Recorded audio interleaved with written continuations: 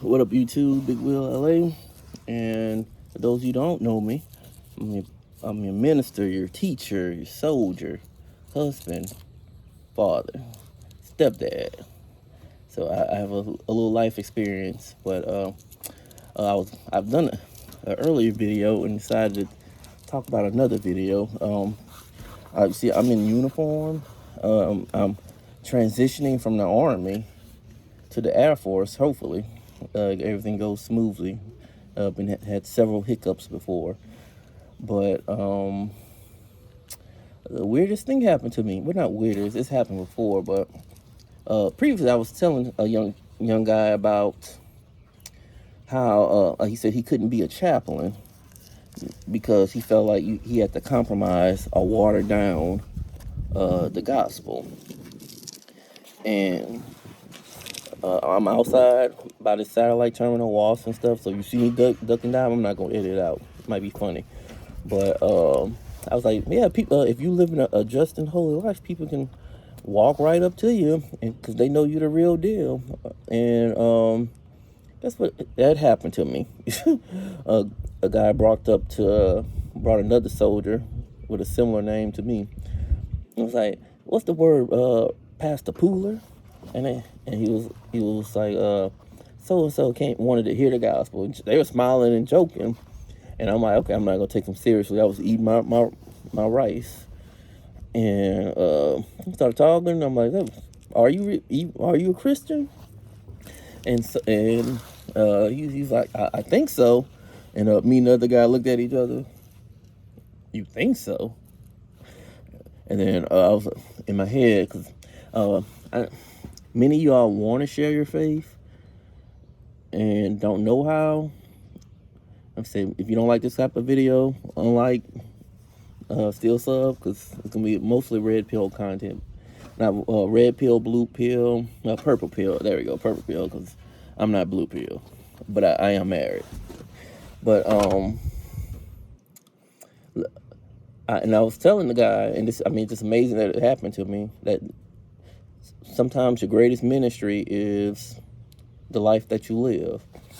And how you gonna know what life to live if you're not reading your book, your Bible? I ran to talking to a guy that I play video games with, and he said he left our church to go to Islam. And as someone that's me, I grew up in the church, had a little period where I was out. I was still in the church, but I wasn't going as much. Started to doubt, and decided to read the book for myself.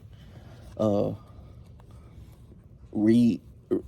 over everything that I was taught to make sure that it aligned with the word, and I wasn't just being a sheep.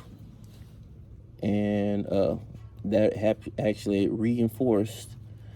Eventually, was the catalyst for me reinforcing my Bible base. I'm a Christian. But this guy, I go to a prosperity church.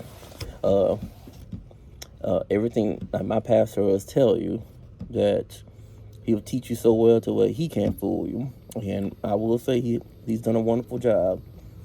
It starts with reading the Bible for yourself. It doesn't just stop with the Bible, but it's doing your own research. And to this day, I didn't want to be this type of video, but I was shocked when he said he switched to Islam, or he was leaning towards Islam. I'm like, so you go from one religion, but you said the people was being blind, following after somebody, to Islam, and he went. If you don't know, Islam is one of the most popular religions in the world, but it's also the number one religion that people are leaving. It just coincides with they mostly come to the West, get internet access, and do like I have with Christianity, research for themselves, and find out that some of the things the sheiks were telling them, I probably butchered that pronunciation, were not true. Like, and he started going on about how Islam was the first religion, and these other religions stole from Islam. I'm like, dude. And see, if you know me, my philosophy with Christianity is KISS. Keep it simple, stupid. The gospel is simple. If you can't explain Christianity in 2 minutes, you need to reevaluate your faith. I don't care who you are. It's not that deep. It's simple.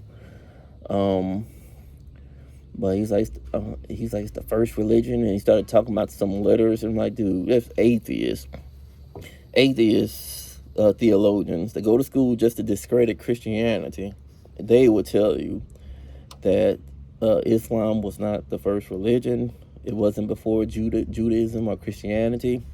I've heard some of them go as far as to say that it's plagiarism, and they're justified with the one that came after, and the how it takes from Judeo-Christian, even pagan religions, like the part about only way to get cleansed from sin in Islam is to kiss a black stone. That was a part of the local pagan religion at the time. But he I was like, you go to one religion talking about, man, we just following some man to Islam, where they're following Mohammed.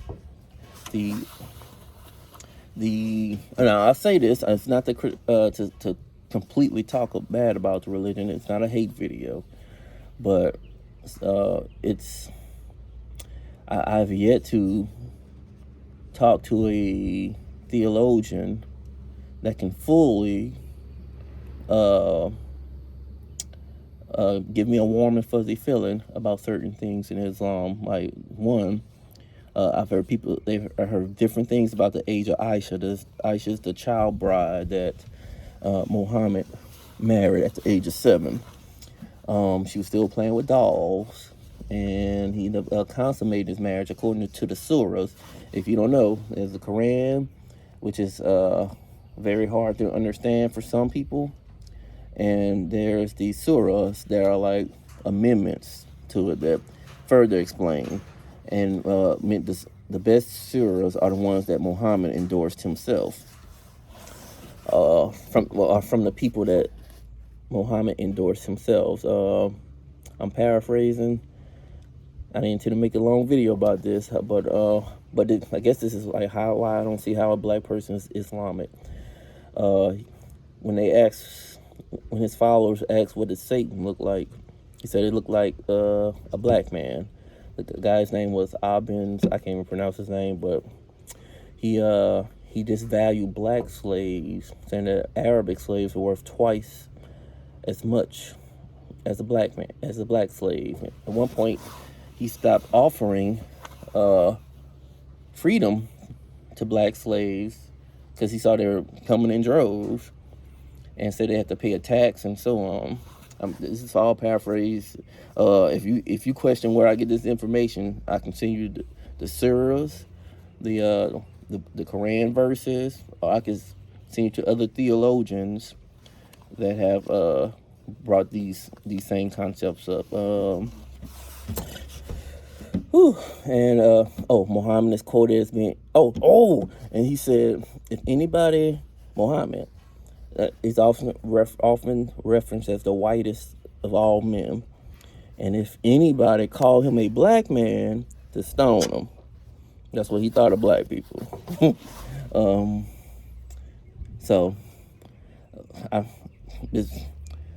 If someone could justify that to me now without lying, because I'm gonna do the research, I still don't see how a black person can be Islamic. And then again, especially go from Christianity to Islam. Christianity is easy, like I said in the beginning. Simply put, every other religion is work-based. You have to earn your way into heaven. When asked, when have you done enough to earn your way into heaven? Most people are like, you just hope and pray. Christianity, we know. We have a scapegoat in Jesus Christ. He died on the cross with no guarantee that we would accept it. I like to imagine I'm in the military. Like, many of us go to battle on the front lines, not for for America, but it's for our brothers to our left and right, to protect them.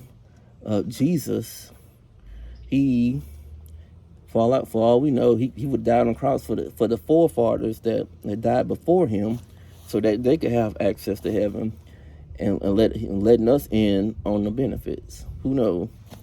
But he died on the cross with no guarantee that we would accept him. It's like being in court, and somebody you go a fine, and so you got to pay the $50,000 fine or go to jail. Or someone came in and said, "Hey, I sold my house, all my belongings, gave half of my liver just so you could pay this fine off," and you can accept it and be like, "Okay, here you go, judge." The judge can't do anything to you. Or you could be like, "No, I don't know you," and the judge be like, "Hey, I'm gonna go to jail." And if God is truly a good God, he's adversary against evil. He's opposite of evil. He must judge evil accordingly. And a good God will judge people. And God will judge us. So we needed a scapegoat. We needed a sacrifice. See, somebody let me know in the comments how long did it take for me to explain Christianity right there. But it's easy. But like, subscribe if you want more content about religion or religion studies. Let me know, because it's a part of me. And that too is easy. This Big Will LA. I'm signing out. Like, subscribe.